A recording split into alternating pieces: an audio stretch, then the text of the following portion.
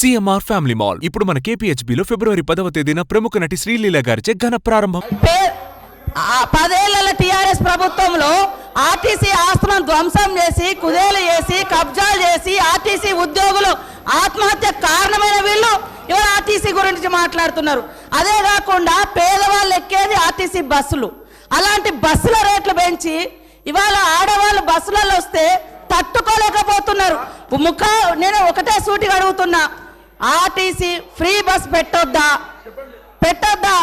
ఇవాళ మీరు వ్యవసాయం చేయనటువంటి బీడు భూములకు లక్షాధికారులకు కోట్లాది రూపాయలకు వ్యవసాయం పేరుతోటి రైతు బంధు కట్టబెడితే ఏ పేదోళ్ళైనా రోడ్ల మీదకి వచ్చి మీ ఇళ్ళ ముంగర ధర్నా చేసిర్రా?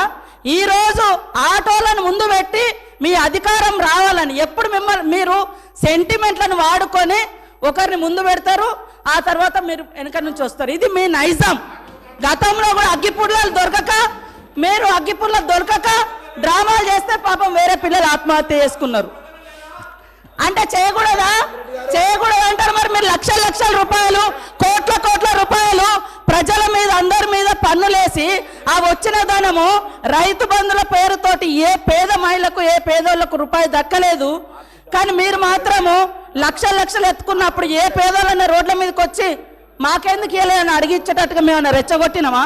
ఇవాళ అక్క చెల్లెళ్ళు అడుగుతున్నారు, నెలకు 5-6 వేలు మాకు మిగులుతున్నాయి ఆర్టీసీ బస్ తోటి. అంటే వీళ్ళు ఎందుకు తట్టుకోలేకపోతున్నారో నేను అడుగుతున్నా.